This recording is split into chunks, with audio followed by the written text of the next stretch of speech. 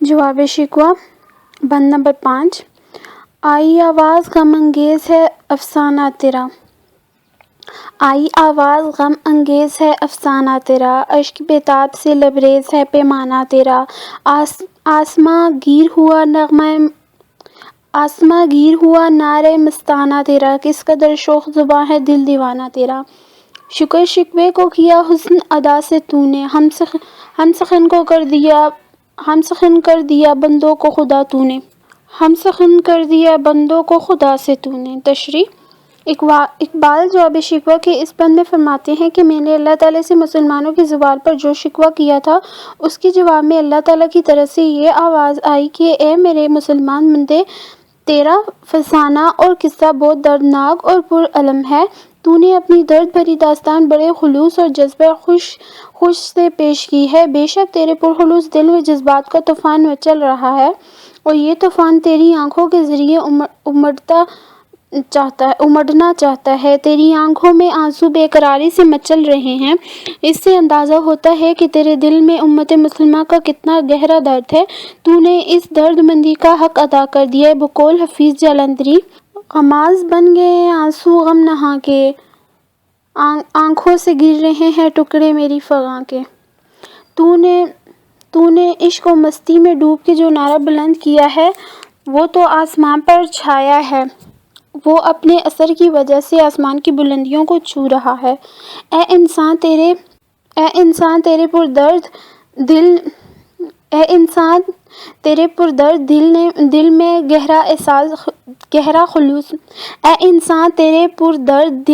گہرا خلوص موجود ہے، اس لیے تیری شوخی میں محبت کا پہلو ہے تو عشق کی دیوانگی میں مبتلا ہے، اور تیرے بیان کی شوخی اس دیوانگی کو ظاہر کرتی ہے۔ اے میرے بندے، اسی خلوص و جذبہ جنون عشق کے باعث تیرے بیان کی خوبی میں وہ جادو شامل ہو گیا ہے کہ جس کے تحت تو نے گلے اور شکوے کو بھی اس انداز میں پیش کیا ہے کہ وہ شکر کے انکسار و عاجزی ہی میں بدل گیا ہے، یعنی تیرا شکوہ بھی شکر ہی کی ایک شکل بن گیا ہے۔ اور تیرے لیے یہ کتنا بڑا اعزاز اور شرف ہے کہ اس طرح بندے کو اپنے خدا سے ہم کلام اور ہم زباں ہونے کا موقع مل گیا ہے۔ بند نمبر 6۔ ہم تو مائل با کرم ہے کوئی سائل ہی نہیں، راہ دکھلائیں گے کسے رہ و منزل ہی نہیں، تربیت عام تو ہے جوہر قابل ہی نہیں، جس سے تعمیر ہو آدم کی یہ وہ گل ہی نہیں، کوئی قابل ہو تو ہم شان کئی دیتے ہیں، ڈھونڈنے والوں کو دنیا بھی نہیں دیتے ہیں۔ تشریح۔ اللہ تعالیٰ نے شاعر کے شکوے کا جواب اس طرح دیا ہے کہ اے انسان، ہماری نافرمانی اور بے توجہی کی شکایت درست نہیں ہے، کیونکہ ہماری رحمتوں اور مہربانیوں کا سلسلہ تو اسی طرح جاری و ساری ہے جس طرح پہلے تھا۔ ہم تو اب بھی تم پر لطف و کرم پر مائل و راغب ہے، لیکن افسوس تو اس بات کا ہے کہ اب مسلمان خود اس لطف و کرم کے امیدوار نہیں ہیں۔ وہ سوال ہی نہیں کرتے کہ ہمیں کچھ عطا کیا جائے، ان کے اندر ہماری رحمت کی طلب ہی نہیں، انہیں اپنی منزل کی فکر ہی نہیں، وہ منزل کی طرف 2 قدم بھی چلنے کو تیار ہی نہیں، ورنہ ہم اب بھی ان کی رہبری اور رہنمائی کے لیے تیار ہیں۔ اب ان میں منزل کو پانے کا جذبہ ہی باقی نہیں رہا تو ہم کیا کریں۔ ارشاد نبوی صلی اللہ علیہ وآلہ وسلم ہے، اگر بندہ خدا کی طرف چل کر جائے تو خدا اس کی طرف دوڑ کر آتا ہے، اور اگر بندہ خدا کی طرف 1 ہاتھ چلے تو خدا اس کی طرف 2 ہاتھ چلتا ہے۔ اے مسلمان، ہماری طرف سے تو اب بھی تربیت کا سامان عام ہے۔ ہم نے اپنے آخری محبوب رسول صلی اللہ علیہ وسلم پر اپنا آخری کلام قرآن مجید نازل کر کے دین اسلام کو تمہارے لیے پسند کیا ہے۔ یہ دین اور شریعت تمہارے لیے مکمل ضابطۂ حیات اور راہ ہدایت ہے، لیکن افسوس تو اس بات کا ہے کہ تم میں وہ قابلیت اور صلاحیت ہی نہیں ہے کہ ہمارے اس نسخہ کیمیا سے فائدہ اٹھا سکو۔ معلوم ہوتا ہے کہ تمہارا خمیر اس مٹی سے اٹھا ہے کہ جس میں انسان کا پیدا کرنے کی صلاحیت ہی نہیں ہے، ورنہ ہم نے کبھی بخل سے کام نہیں لیا۔ ہماری بخشش اور عنایت تو اب بھی بدستور عام ہے، لہٰذا اگر تم میں صلاحیت و قابلیت ہو اور تم اپنے آپ کو اہل ثابت کر دو تو ہم آج بھی تمہیں وہی شان و شوکت عطا کر سکتے ہیں جو ہم نے ایران کے کیانی بادشاہوں کو عطا کی تھی۔ اگر تم میں تلاش و جستجو کا مادہ ہو تو ہم تمہیں نئی نئی دنیاؤں کا پتہ دے سکتے ہیں، جس طرح احمد بن ماجد اور کولمبس نے نئی دنیا یعنی امریکہ کو دریافت کیا تھا۔ ہمارا اصول ہے لیس الانسان علی الاماسائی، یعنی انسان کے لیے وہی کچھ ہے جس کے لیے وہ کوشش کرتا ہے۔ بند نمبر 3، کس قدر تم پہ گراں صبح کی بیداری ہے، ہم سے کب پیار ہے، ہاں نیند تمہیں پیاری ہے، تب آزاد ہے قید رمضاں باری ہے، تم ہی کہہ دو یہی آئینہ وفاداری ہے، قوم مذہب سے ہے مذہب جو نہیں تم میں بھی نہیں، جذب باہم جو نہیں محفل انجم بھی نہیں۔ تشریح: علامہ اقبال نے اللہ تعالیٰ کی طرف سے جواب دیا ہے، گویا اللہ تعالیٰ مسلمانوں سے کہہ رہا ہے کہ تم پر صبح کو اٹھنا کس قدر بھاری ہے، یعنی تم نماز فجر کو ادا کرنا کتنا بوجھ سمجھتے ہو، تمہیں ہم سے کہاں پیار و محبت ہے، ہاں یہ کہہ سکتے ہیں کہ تمہیں آرام اور نیند سے پیار و محبت ہے، نیند تمہیں بہت پیاری ہے۔ فجر کی اذان میں جب مؤذن یہ پکارتا ہے کہ الصلاۃ خیر من النوم، یعنی نماز نیند سے بہتر ہے، تو تم گویا جواب دے رہے ہوتے ہو کہ نیند نماز سے بہتر ہے۔ اس وقت تم ہماری بارگاہ میں حاضر نہیں ہوتے بلکہ نیند کے مزے لینا پسند کرتے ہو۔ اسی طرح تم اپنی آزاد طبیعت پر رمضان المبارک کے روزوں کی پابندی کو ایک بہت بڑا بوجھ سمجھتے ہو، مطلب یہ ہے کہ تم ارکان اسلام اور ہمارے دیگر احکامات کی پابندی نہیں کرتے۔ اب تم خود یہ فیصلہ کرو کہ یہی وفاداری یا ساتھ دینے کا طریقہ ہے۔ یہ کیسی وفاداری ہے جس میں عمل تو کچھ نہیں بس زبانی جمع خرچ ہے۔ تمہیں معلوم ہونا چاہیے کہ قوم کی بنیاد مذہب پر ہے، مذہب اور اس کی پابندی کے بغیر قوم تشکیل نہیں پاتی۔ ستاروں کی محفل یا نظام ان میں آپس میں کشش کے سبب ہی قائم ہے، اسی طرح قوم یا ملت کا وجود بھی مذہب کی وجہ سے ہے۔ بند نمبر 4، صفحہ درس سے باطل کو مٹایا کس نے، نوح انسان کو غلامی سے چھڑایا کس نے، میرے کعبے کو جبینوں سے بسایا کس نے، میرے قرآن کو سینے سے لگایا کس نے، تھے تو آبا وہ تمہارے ہی مگر تم کیا ہو، ہاتھ پر ہاتھ درے منتظر فردا ہو۔ تشریح: اے موجودہ مسلمانوں، تم ذرا مجھے یہ تو بتاؤ کہ دنیا سے کفر و باطل کا خاتمہ کس نے کیا، کس نے دنیا کو ہدایت اور فیض و برکت کا گہوارہ بنا دیا، کس نے انسانوں کی غلامی سے آزاد کیا، کس نے ظلم و ستم کی چکی میں پسی ہوئی انسانیت کو آزادی دلائی، کس نے میرے گھر یعنی خانہ کعبہ کو بتوں سے پاک کر کے اسے صحیح معنوں میں میری عبادت گاہ بنایا، میرے قرآن مجید کو کس نے اپنے سینوں سے لگایا، اسے پڑھا سمجھا اور اس پر عمل کر کے اس سے اپنی اصل محبت کا اظہار کیا۔ میں جانتا ہوں کہ یہ سارے کام ظہور میں آئے، لیکن انہیں سر انجام دینے والے کون تھے؟ ظاہر ہے کہ وہ تمہارے باپ دادا ہی تھے جنہوں نے یہ کارنامے دکھائے اور یہ عظیم الشان خدمات سر انجام دی۔ یہ کام تمہارے ہاتھوں سر انجام نہیں پائے۔ تم ذرا اپنی حیثیت اور حالت کو دیکھو، بس تم تو ہاتھ پاؤں توڑ کر بیکار اور نکمے ہو کر مستقبل کے انتظار میں بیٹھ گئے ہو کہ غیب سے کوئی کرشمہ ظہور میں آ جائے اور تمہیں ہاتھ پاؤں نہ ہلانے پڑیں۔ بند نمبر 13، منفعت ایک ہے اس قوم کی، نقصان بھی ایک ہی، سب کا نبی، دین بھی، ایمان بھی ایک، حرم پاک بھی، اللہ بھی، قرآن بھی ایک، کچھ بڑی بات تھی ہوتے جو مسلمان بھی ایک، فرقہ بندی ہے کہیں اور کہیں ذاتیں ہیں، کیا زمانے میں پنپنے کی یہی باتیں ہیں۔ تشریح: اے مسلمانوں، ذرا سوچو تو صحیح، اس قوم کا نفع یا نقصان ایک ہی ہے، یعنی ایک کا فائدہ سب کا فائدہ ہے، اسی طرح اس قوم کا نقصان بھی ایک ہے، یعنی ایک کا نقصان گویا سب کا نقصان ہے، گویا تمہارا نفع اور نقصان الگ الگ نہیں بلکہ مشترکہ ہے۔ تم ایک ہی کشتی کے سوار ہو، کشتی ڈوبے گی تو سب ڈوب جاؤ گے، یہ پار لگے گی تو سب پار لگ جاؤ گے۔ تم ایک ہی رسول کے پیروکار اور ماننے والے ہو، تمہارے دین بھی ایک ہے، یعنی تم سب کا مشترکہ دین اسلام ہے، تمہارا ایمان بھی ایک ہے، یعنی ایک ہی قسم کی تعلیمات پر تمہارا مشترکہ ایمان ہے، تمہارا قبلہ یعنی خانہ کعبہ بھی ایک ہے، تم سب اس کی طرف رخ کر کے نماز پڑھتے ہو اور اس کا حج بجا لاتے ہو، تمہارا اللہ بھی ایک ہے، وہی تمہارا مشترکہ خالق، مالک معبود اور کارساز ہے، تمہاری الہامی کتاب یعنی قرآن مجید بھی ایک ہے، وہی تمہارا مشترکہ ذریعہ ہدایت اور ضابطۂ حیات ہے۔ جب تم اتنی باتوں میں ایک ہو اور ان سب میں تمہارا اشتراک ہے تو پھر تم میں اتفاق و اتحاد کیوں نہیں، تم میں یکجہتی کیوں نہیں؟ یہ کوئی مشکل بات نہیں تھی کہ تمام مسلمان بھی ایک ہی ہوتے، لیکن یہ کس قدر افسوسناک بات ہے کہ تم فرقوں اور ذاتوں میں بٹے ہوئے ہو، تم میں سے ہر ایک نے اپنی 1.5 اینٹ کی مسجد بنا رکھی ہے، تم میں انتشار اور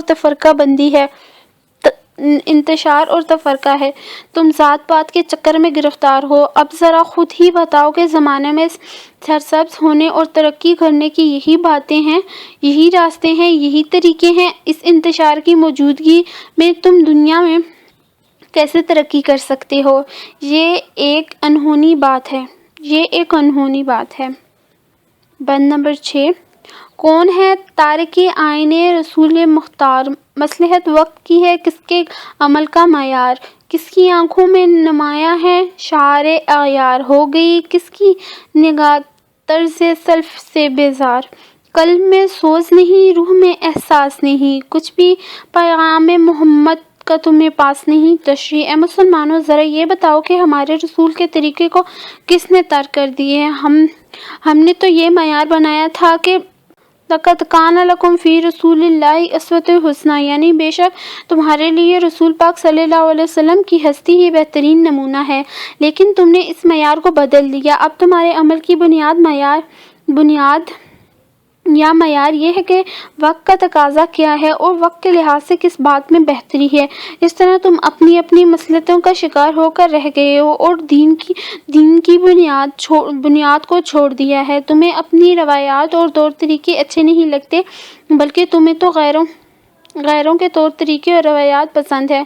تم غیروں کے طریقے کے لدادہ ہو اور تم اپنے گزرے ہوئے بزرگوں اور آباء و اجداد کے طریقوں سے بیزار ہو چکے ہو۔ تم ان طور طریقوں کو دقیانوسی باتیں خیال کرتے ہو، اس کے بجائے تم نام نہاد روشن خیالی اور ترقی پسندی کے پیچھے بھاگ رہے ہو۔ بقول علامہ اقبال، وضع میں تم ہو نثار تو تمدن میں ہنوط، یہ مسلمان ہیں جنہیں دیکھ کے شرمائیں یہود۔ تمہارے دلوں میں درد و سوز اور خلوص جذبہ نہیں ہے اور تمہاری روح احساس سے محروم ہے۔ جو پیغام ہم نے اپنے آخری رسول کے ذریعے بھیجا تھا، تمہیں اس کا کچھ لحاظ نہیں ہے، تم اس پیغام کو نہ سمجھے اور نہ اس پر عمل کرتے ہو۔ غرض یہ کہ تم میں حقیقی مسلمانوں کی خصوصیات موجود نہیں ہیں۔ بند نمبر 17، شور ہے ہو گئے دنیا میں مسلمان نابود، ہم یہ کہتے ہیں تھے بھی کبھی مسلمان موجود۔ وضع میں تم ہو نثار تو تمدن میں ہنوط، یہ مسلمان ہیں جنہیں دیکھ کر شرمائیں یہود۔ یوں تو سید بھی ہو، مرزا بھی ہو، افغان بھی ہو، تم سبھی کچھ ہو، بتاؤ تو مسلمان بھی ہو۔ تشریح: ہم یہ بڑا شور سنتے کہ مسلمان دنیا میں مٹ گئے، فنا ہو گئے، ان کی حیثیت ختم ہو کر رہ گئی، ان کا ہونا نہ ہونا برابر ہے، گویا ان کا وجود ہی نہیں۔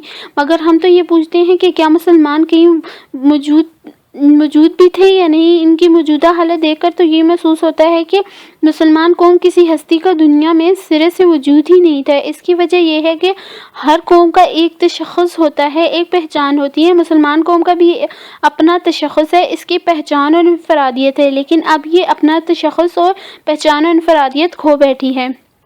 اس نے اپنے طور طریقے چھوڑ کر دوسروں کے طور طریقے اختیار کر لیے ہیں۔ مثلاً تم وضع قطع اور شکل و صورت کے لحاظ سے تو عیسائی انگریز معلوم ہوتے اور طرز معاشرت یعنی رہن سہن اور رسم و رواج میں ہندو معلوم ہوتے ہیں۔ تمہاری شادی بیاہ غم وغیرہ کی بہت سی رسمیں ہندوؤں جیسی ہیں، اور پھر تم ذات پات کے چکر میں بری طرح جکڑے ہوئے ہو۔ کوئی سید کہلانے میں فخر محسوس کرتا ہے تو کوئی مرزا کہلانے میں اپنی بڑائی سمجھتا اور کوئی افغان یعنی پٹھان ہونے میں اپنی عظمت خیال کرتا ہے۔ اسی طرح تم تم یوں تو سبھی کچھ بننے کی کوشش کرتے ہو اور اس طرح اپنی عزت کا اظہار کرنا چاہتے ہو، لیکن ذرا یہ تو بتاؤ کہ تم مسلمان بھی ہو یا نہیں؟ تمہارا اصل فخر مسلمان ہونے میں ہے، لیکن تم نے یہ فخر کھو دیا ہے۔ ہم نے تو عزت کا معیار تقویٰ کو بنایا ہے۔ انا اکرمکم عند اللہ اتقاکم، یعنی بے شک تم میں سب سے معزز شخص وہ ہے جو خدا سے زیادہ ڈرنے والا ہے، لیکن تم نے یہ معیار بدل کر اپنے خود ساختہ معیار عزت بنا لیے ہیں۔ حضرت سلمان فارسی سے کسی نے اس کا حسب و نسب پوچھا تو آپ نے فرمایا، سلمان بن اسلام، تم نے یہ شیوہ چھوڑ دیا ہے۔ بند نمبر 20۔ ہر کوئی مست میں ذوق تن آسانی ہے، تم مسلمان ہو یا انداز مسلمانی ہے، حیدری فکر ہے نہ دولت عثمانی ہے، تم کو اسلاف سے کیا نسبت روحانی ہے؟ وہ زمانے میں معزز تھے مسلمان ہو کر اور تم خوار ہوئے تارک قرآن ہو کر۔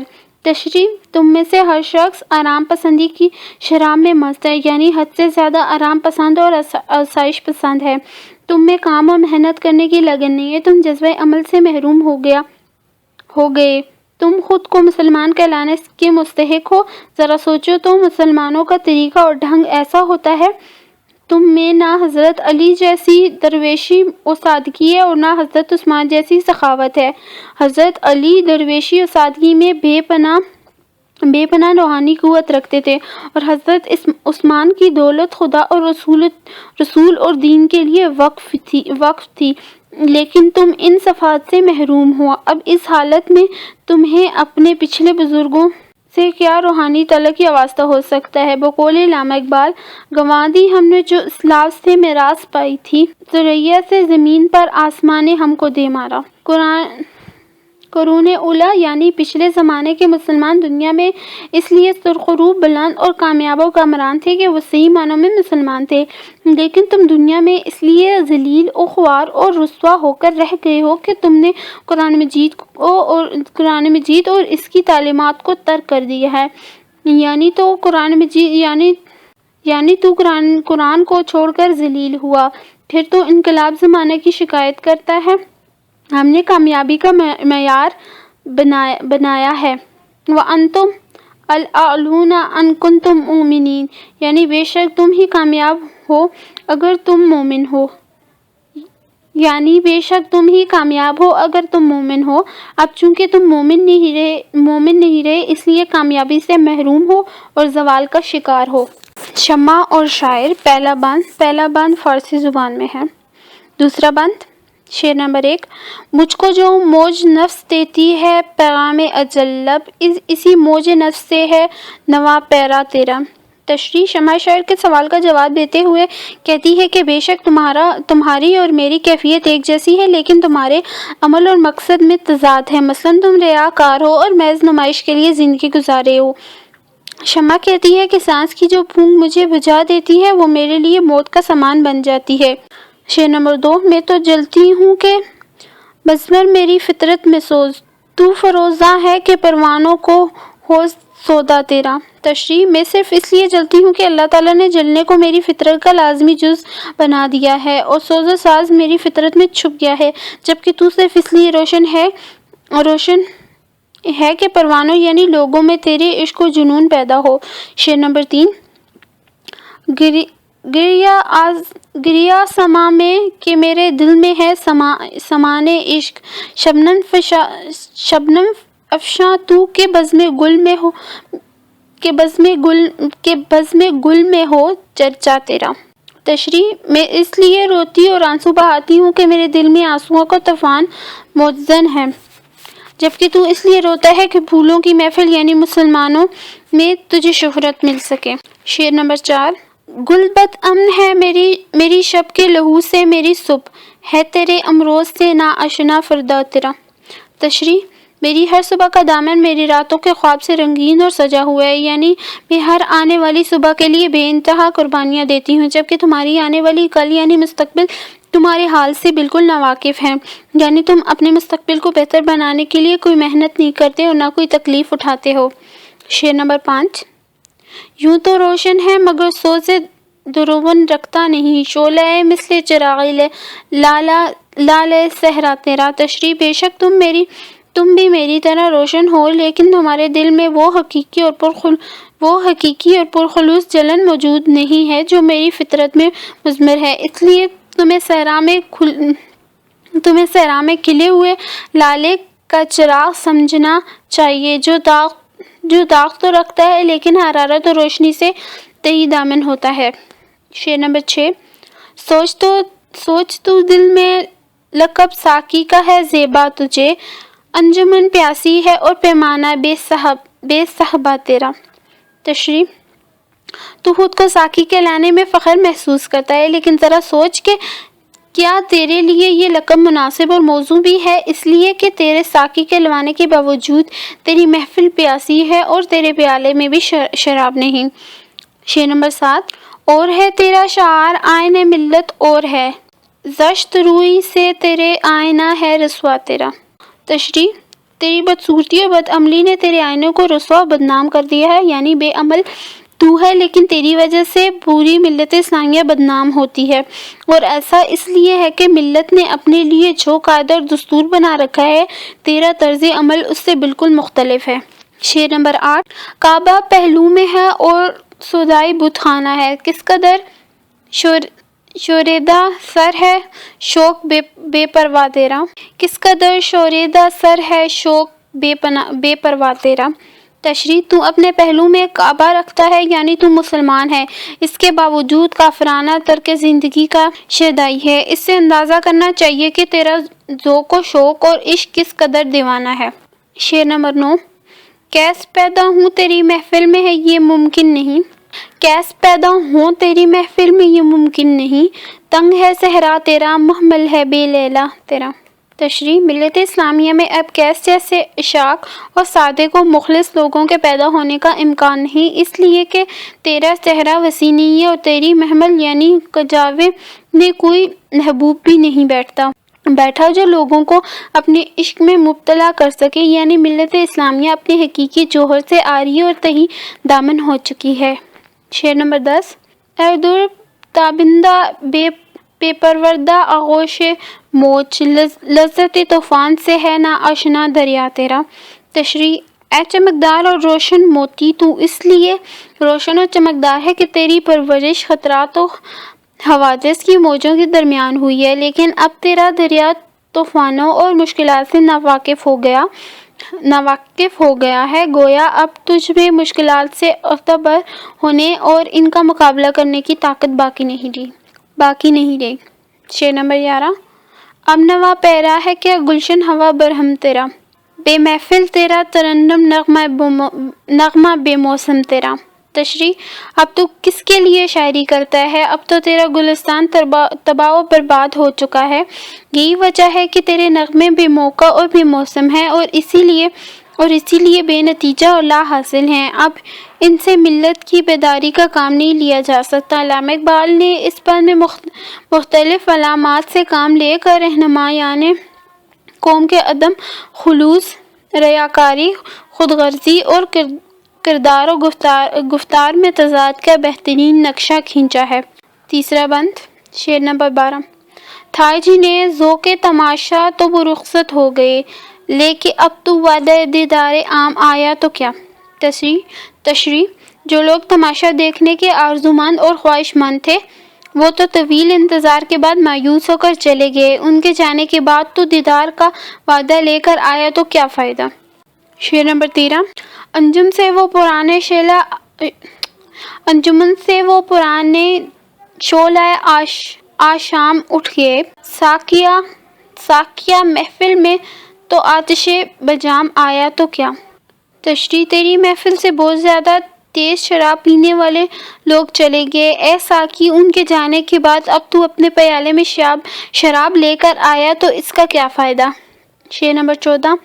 آہ جب گلشن کی جمعیت پریشاں ہو چکی، پھول کو باد بہاری کا پیام آیا تو کیا۔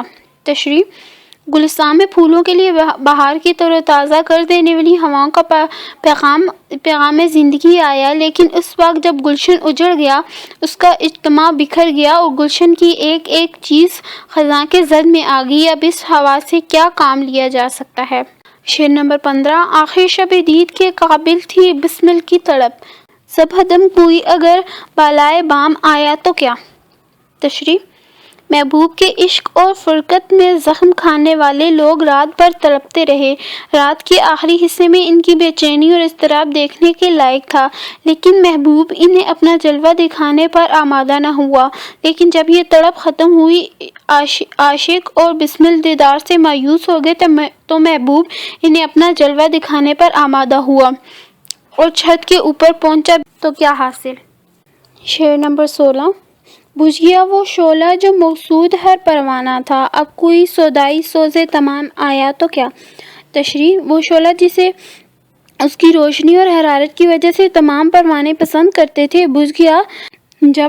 جب تک وہ روشن اور گرم رہا، کسی نے اس سے فیوز حاصل نہ کیا۔ جب وہ بجھ گیا تو اب کوئی سوز اور جلن کا سودائی بن کر آیا بھی تو کیا فائدہ؟ اب ہاتھ ملتے رہنے سے کچھ حاصل نہیں ہوگا۔ شعر نمبر 17۔ پھول بے پرواہ ہیں تو گرم نوا ہو یا نہ ہو، کارواں بے حس ہے آواز درا ہو یا نہ ہو۔ تشریح۔ اب شاعری کرنے یا نہ کرنے سے کچھ فائدہ نہ ہوگا، اس لیے کہ وہ لوگ جو شاعری سے متاثر ہو سکتے تھے، اپنے اچھے برے سے بے پرواہ ہو چکے ہیں۔ اب خواہ گھنٹی کی آواز آئے یا نہ آئے، اس سے کچھ حاصل نہیں، چونکہ مسلمانوں کے قافلے پر بے حسی طاری ہے، لہٰذا وہ گھنٹی کی آواز پر کان نہیں دھرے گا اور نہ اپنی منزل کی طرف سفر کرنے پر آمادہ ہوگا۔ اس بند میں علامہ اقبال نے شمع کی زبانی قوم کی بے حسی اور رہنمائی راگنی کا منظر پیش کیا ہے۔ چوتھا بند۔ شعر نمبر 18۔ شمع محفل ہو کہ تو جب سوز سے خالی رہا، تیرے پروانے بھی اس لذت سے بیگانے رہے۔ تشریح۔ شمع کہتی ہے کہ تجھے اپنی محفل میں شمع کی حیثیت حاصل تھی، اور شمع کا تمام تر سرمایہ جلن اور سوز ہوتا ہے، لیکن تو سوز سے بالکل تہی دامن تھا۔ اس سے اندازہ کر لینا چاہیے کہ جب تو شمع ہونے کے باوجود سوز سے خالی تھا تو تیرے پروانوں میں وہ سوز و جانصاروں کا جذبہ کیسے پیدا ہو سکتا تھا؟ یعنی اگر رہنما اپنے مقصد سے مخلص نہ ہو تو قوم بھی اس کی آواز پر لبیک کہنے میں مخلص نہیں ہوتی۔ شعر نمبر 19۔ رشتہ الفت میں جب انب کو پرو سکتا تھا تو پھر پریشاں کیوں تیری تسبیح کے دانے رہے۔ تشریح۔ جب تو اس قدر صلاحیت رکھتا تھا کہ قوم کے تمام افراد کو بلا تفرق رنگ اور نسل تسبیح کے دانوں کی طرح ایک ہی دھاگے میں پرو کر انہیں متحد کر سکتا تھا، تو پھر آخر یہ لوگ کیوں نہ متحد ہوئے؟ ظاہر ہے کہ اس سے تیری خود غرضی اور عدم خلوص نمایاں ہوتا ہے۔ شعر نمبر 20۔ شوق بے پرواہ گیا، فکر فلک پیما گیا، تیری محفل میں نہ دیوانے نہ فرزانے رہے۔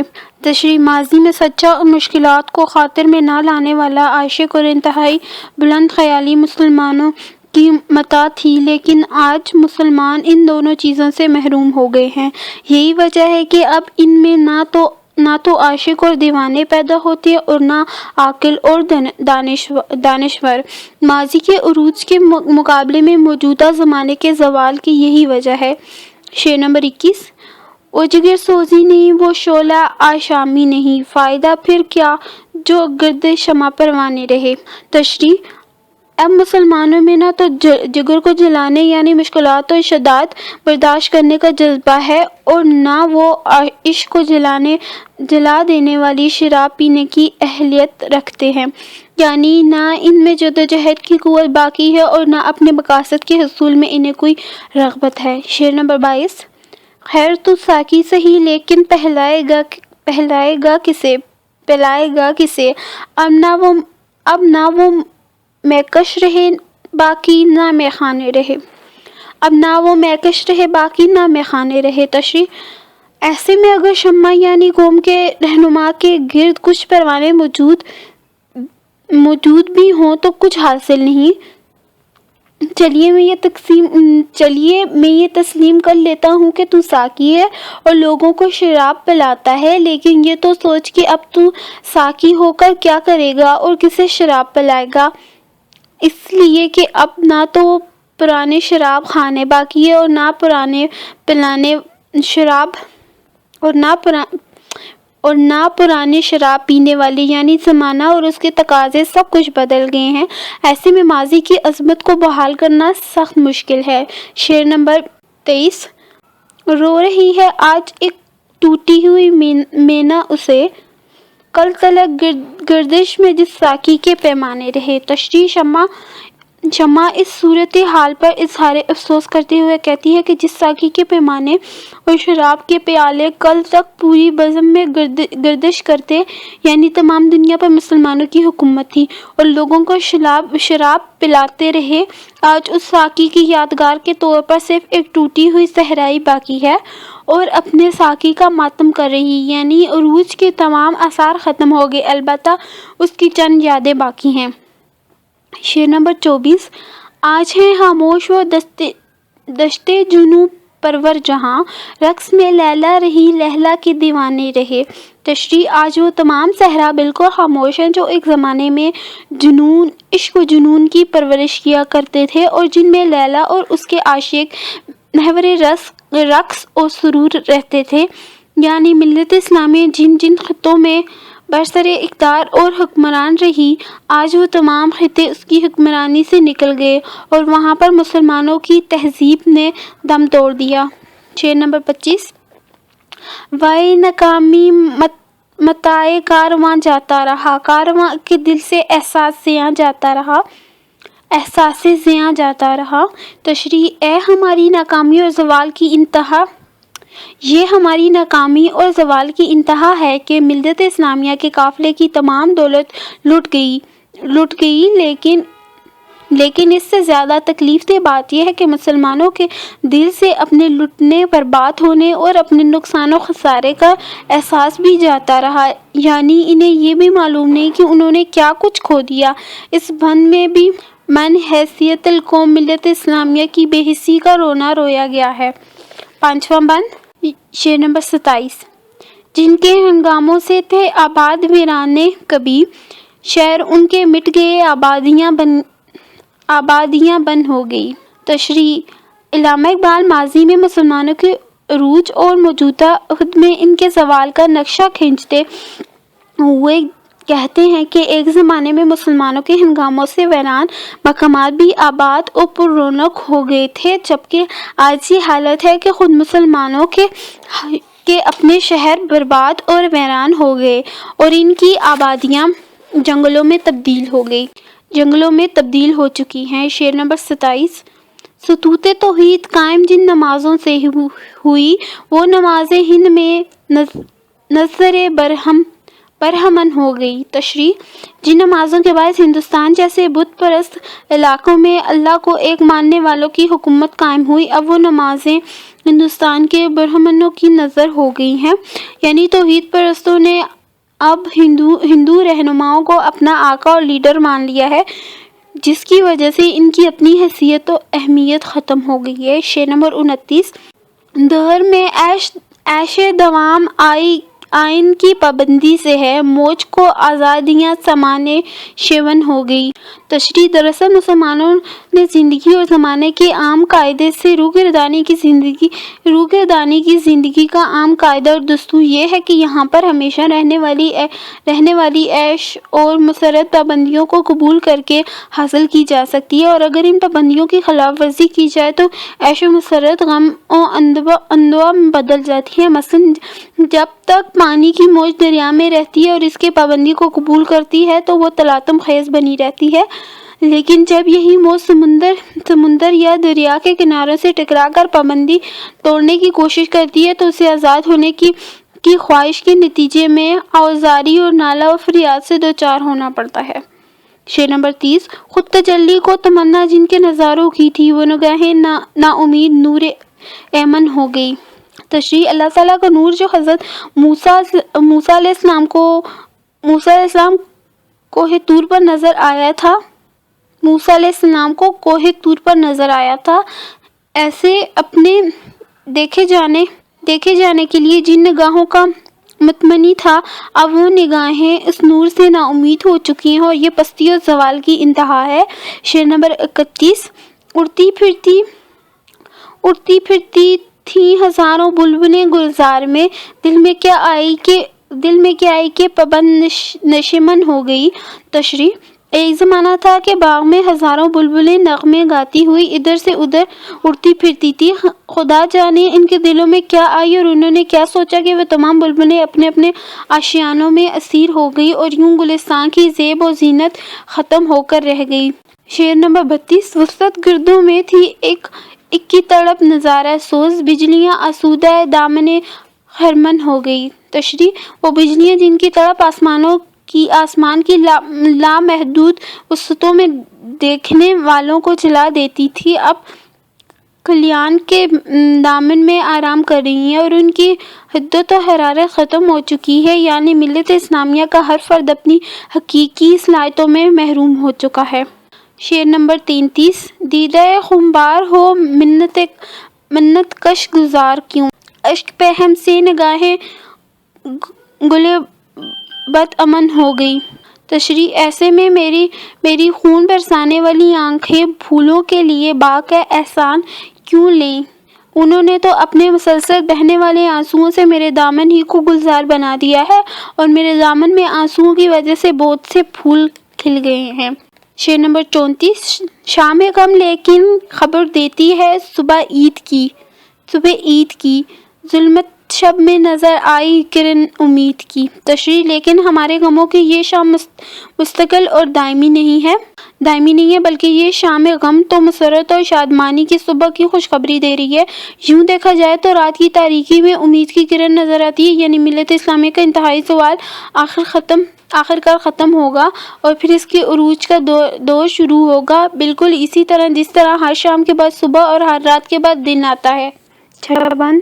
شعر نمبر 35: بزدہ اے پیمانہ بردار غمستان حجاز، بعد مدت کے تیرے رندوں کو پھر آیا ہے ہوش۔ تشریح: اے حجاز کے شراب خانے سے شراب پلانے والے، یعنی اے حضرت، آپ کے لیے یہ خوشخبری کی بات ہے کہ ایک طویل عرصے تک مدہوش اور اپنے نفع و نقصان سے بے بہرہ رہنے والوں کو آخرکار پھر ہوش آ رہا ہے، یعنی ملت اسلامیہ پھر بیدار ہو رہی ہے۔ شعر نمبر 36: نقد خودداری بہائے باد اغیار تھی، پھر دکان تیری ہے لبریز صدائے نائے و نوش۔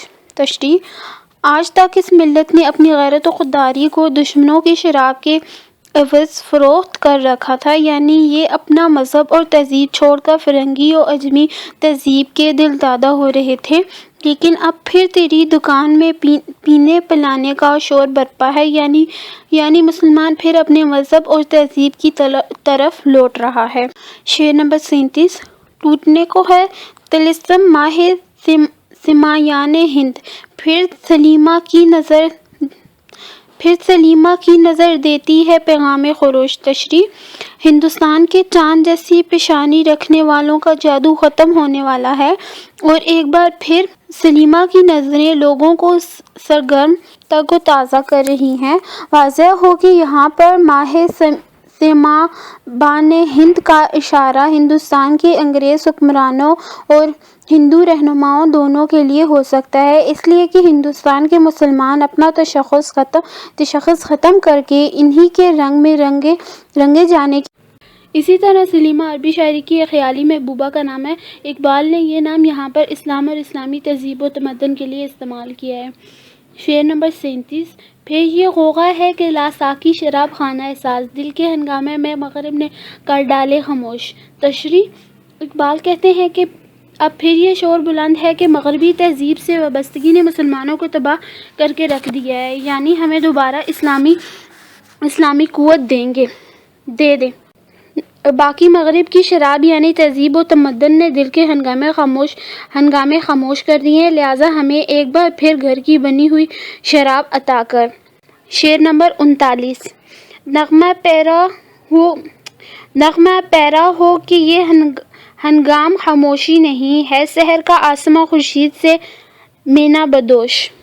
تشریح: اقبال ملت اسلامیہ کی اس نشاط ثانیہ پر خوش ہو کر کہتے ہیں کہ اے اقبال، تجھے نغمے گانے چاہیے کہ یہ خاموش رہنے کا وقت اور موقع نہیں ہے، اب صبح کا وقت ہے اور آسمان نے اپنے کاندھے پر سورج کی صراحی اٹھا رکھی ہے۔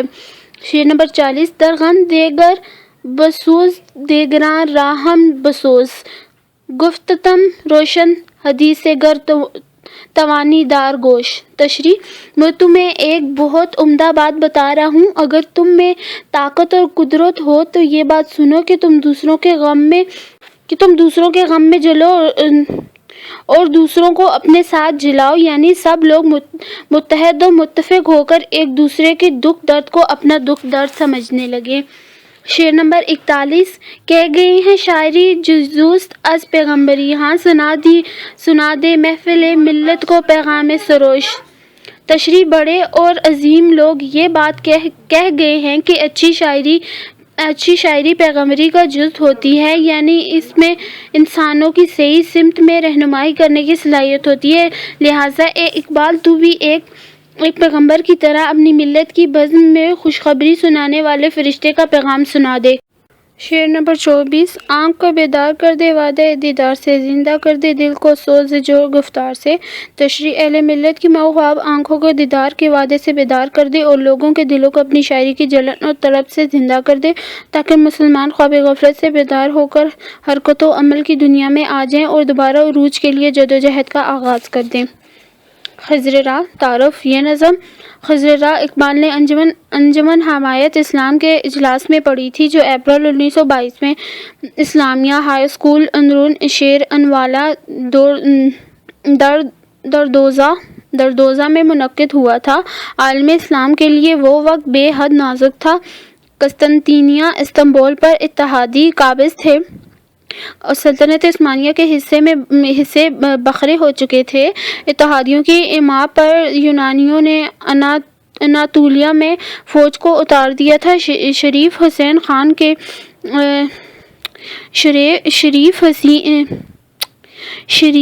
حسین جنگ کے زمانے میں انگریزوں کے ساتھ مل کر سلطنت عثمانیہ کے خلاف بغاوت کا علم بلند کر چکا تھا، غرض دنیا نے اسلام کے روبرو نئے نئے مسائل لا کھڑے کیے۔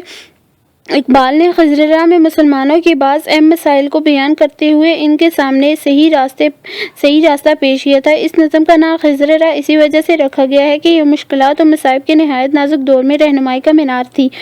کہا جاتا ہے کہ نظم سننے کے لیے بے شمار آدمی جمع تھے، اندازے کے مطابق 20,000 کا مجمع تھا۔ اقبال خضر راہ کے کچھ اشعار پر خود بھی روئے اور مجمع بھی خوب رویا۔ ابتدا میں نظم میں صرف 2 عنوان تھے۔ پہلے 2 بندوں کا عنوان جواب خضر، نظر ثانی میں اقبال نے مختلف مسائل پر الگ الگ عنوان قائم کر دیے۔ خضر راہ کے مطالعے سے مندرجہ ذیل باتیں سامنے آتی ہیں۔ نمبر 1، اس نظم کا انداز بیاں اقبال کی دوسری نظموں سے یکسر مختلف ہے۔ نمبر 2، اقبال کے انداز بیاں میں اگرچہ پرانے محسن آب و تاب سے موجود ہے، لیکن طریقہ بیاں مغربی ادب سے گر ارتب تعلق رکھتا ہے۔ نمبر 3، یہ نظم نہ صرف امت مسلمہ کے لیے جادہ حق کا پتہ دیتی ہے بلکہ پوری انسانیت کے لیے درجہ رہنمائی رکھتی ہے۔ نمبر 4، اس نظم کو دوسری زبانوں میں ڈھالنا بہت سہل ہے کیونکہ یہ نظم مغربی ادب سے واسطہ و گرب رکھتی ہے۔ فرنگ حضرت خضر کے بارے میں کئی ایک روایتیں ہیں۔ بعض کے نزدیک وہ اللہ کے نبی تھے، تبلیغ دین کی ذمہ داریاں ان پر عائد تھی۔ بعض کے نزدیک وہ ابطال غوث اور قطب بھی تھے، لیکن حقیقت یہ ہے کہ وہ اللہ کے بندے کی حیثیت سے بہت ذریع اور بہت زیادہ بصیرت کی مالک تھی۔ ان کا کام بھٹکے ہوئے لوگوں کی رہنمائی ہے۔ اضطراب، بے قراری و بے چینی، سکوت، عذاب، خاموشی بڑھانے والی، آسودہ، آرام دینے والی، نرم سیر، آہستہ چلنے والی انجم کو کم زو تھوڑی روشنی دینے والا ستارہ، طلسم، جادو، گہوارہ، پالنا پنگوڑا، طفل، شیر خوار، دودھ پیتا بچہ، افسوں، جادو، طائر، پرندہ، پیاک جہاں پیما تمام دنیا کا سفر کرنے والا، پیری بڑھاپا، شباب جوانی چھپائے اسرار ازل، ازل کے بھیدیوں کی تلاش کرنے والا چشم، جہان بین پوری دنیا کو دیکھنے والی آنکھ، آشکار ظاہر کھلے ہوئے کشتی، مسکین غریب آدمی کی کشتی مراد حضرت موسیٰ اور حضرت خضر کی کشتی جس میں وہ سفر کر رہے تھے اور حضرت خضر نے مصلحت کی بنا پر سوراخ کر دیا تھا۔ جان پاک اس چھوٹے اور معصوم بچے کی طرف اشارہ ہے جسے سفر کے دوران حضرت خضر نے بظاہر قتل کر دیا تھا۔ دیوار یتیم حضرت موسیٰ اور حضرت خضر کے سفر میں پیش آنے والے واقعے کی طرف اشارہ ہے جس میں یہ دونوں بزرگ کسی بستی میں پہنچے تو یہاں کے لوگوں سے ضیافت چاہی۔ سب لوگوں نے مسافروں کو کھانا کھلانے سے انکار کر دیا۔ جاتے ہوئے حضرت خضر نے ایک مکان کی دیوار کو بہت خستہ پایا، اس کی مرمت شروع کر دی۔ حضرت موسیٰ علیہ السلام نے عرض کیا کہ جب بستی میں ضیافت نہ ملی تو اس کے کسی مکان کی مرمت کیوں کی جائے؟ حضرت خضر نے جواب دیا کہ ان یتیم بچوں کے والد نے اپنی وفات سے قبل بچوں کے لیے کچھ دولت اس دیوار میں چھپا دی تھی۔ اگر دیوار کی مرمت نہ کی جائے تو یہ دیوار گر پڑتی تو اس دولت کو دوسرے لوگ نکال کر لے جاتے اور یہ یتیم بچے اس دولت سے محروم رہ جاتے۔ خیرت فروش، خیرت بیچنے والا، فردا آنے والی کر، دوش گزری ہوئی کل، خروش ہنگامہ جھگڑا، خرقہ دیرینہ پرانا لباس، پیرایا پوش لباس پہننے والا، اسکندر یونان کا مشہور بادشاہ جس کی فوجیں ملک فتح کرتے ہوئے ہندوستان تک آ گئی تھی، محشر، قیامت، رنس، بھید، اعراض، ان الملوک۔ قرآن شریف کی سورہ نحل کی طرف اشارہ ہے جس میں ملکہ سبا کا ایک قول دہرایا گیا ہے۔ وہ حضرت سلیمان کے پیغام کے جواب میں اپنے مشیروں سے مشورہ لینے کے بعد کہتی ہیں کہ جب بادشاہ کی بستی میں گھستے ہیں تو اسے تباہ کر دیتے ہیں اور وہاں کے سرداروں کو بے عزت کر دیتے ہیں۔ اقوام غلبہ حاصل کرنے والی قومیں یعنی فاتح قومیں۔ محمود غزنوی کی طرف اشارہ کر کے تمام بادشاہ حکمران مراد لیا گیا ہے۔ ایاس ایک غلام جو محمود کا محبوب تھا اور محمود غزنوی کی طرف سے صوبہ پنجاب کا گورنر بھی رہا۔ سامری ایک جادوگر، حضرت موسیٰ علیہ السلام کی عدم موجودگی میں ساری قوم کو راہ راست سے بھٹکا کر ایک بچڑے کی پرستش پر مائل کر دیا۔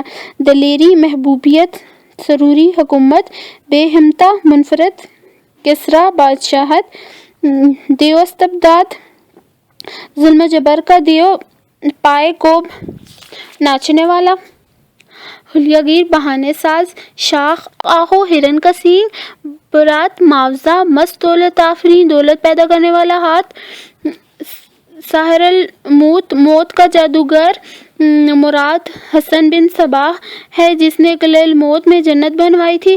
برگ، حشیش، بھنگ کی پتی، شاخ نبات، مصری کی ڈلی، خواجگی، حکمرانوں کی فطرت، اسکرات، نشہ آور اشیاء، سکر، نشہ، گیتی، دنیا، کرمک، پروانہ، تثلیث۔ عیسائیوں کے عقیدے کی طرف اشارہ ہے جس کی روح سے وہ 3 خداؤں کو مانتے ہیں: خشت، اینٹ، گلا، ٹوپی، حکمت، دانائی، گاز، کینچی، مومیائی، ایک دوا جو ٹوٹی ہوئی ہڈیوں کو جوڑ دیتی ہے، مور، چیونٹی، کاشغر روسی ترکستان کے ایک شہر کا نام ہے، گرم ناؤ نوش، استفادہ کرنے والا، ہاشمی والی، حجاز، حسین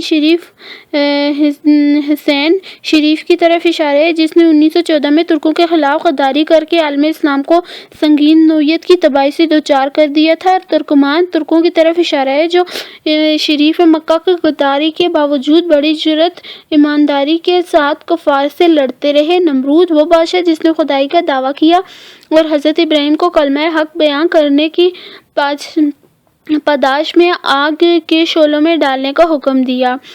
تکاپوئے دمادم، مسلسل جدوجہد، رہین خانہ، گھر کا احسان اٹھانے والا، سماع، منظر، بانگ، آواز، سیماپا، مسلسل حرکت میں رہنے والا، ہنگام، وقت، بام، چھت، گردوں آسماں، چشم جہاں بین، ساری دنیا کو دیکھنے والی آنکھ، خلیل، حضرت ابراہیم علیہ السلام کا لقب، سلسبیل، جنت کی ایک نہر کا نام، زنجیری بندی، کشت، کھیتی، نخیل، درخت، راز، دوان زندگی کی ہمیشگی کا بھید، اندیشہ، فکر، سود و زیاں، نفع و نقصان، تسلیم، اطاعت، امروز، آج کا دن، دواں، دوڑنے والی، سر، راست، کن فکاں، کائنات، دنیا، کوہکن، پہاڑ کاٹنے والا، مراد فرہاد ہے جس نے کوہ بے ستون سے دودھ کی نہر نکالی تھی، جوئے شیر، دودھ کی ندی، تیشہ، کدال، پہاڑ کاٹنے کا ہتھیار، سنگ گراں، بھاری پتھر، جوئے کم آب، تھوڑے پانی والی ندی، حباب، بلبلہ، شمشیر، زیاں خانہ، نقصان کا گھر، مراد دنیا، خام، کچا، بے زنہار، بے پناہ تلوار یعنی ایسی تلوار جس سے بچنا مشکل ہو، مستعار، ادھار لیا ہوا، فروغ، بڑھنا، بدخشاں، شہر کا نام جس کے قیمتی موتی مشہور ہیں، نالہ شبگیر، رات کو کھینچا ہوا نالا، سفیر، قاصد، ترک، ہرگاہی، شاہی خیموں میں رہنے والے، ترک یعنی ترک حکمران، بنا، بنیاد یا استوار، ستوت، شان و شوکت، حریت، آزادی، سمندر، ایک کیڑا جو آگ میں رہتا ہے، سمندر، ایک کیڑا جو آگ میں رہتا ہے، کرمک، پتنگا، حاجتِ پہ سلیمان ببر، اپنی حاجت کسی حاکم میں وقت کے پاس مت لے کر جا، ترک خبرگاہی، شاہی خیمے والا ترک، اعرابی، بدو قوم، گہر، موتی، مراد اعلیٰ خاندان ہے۔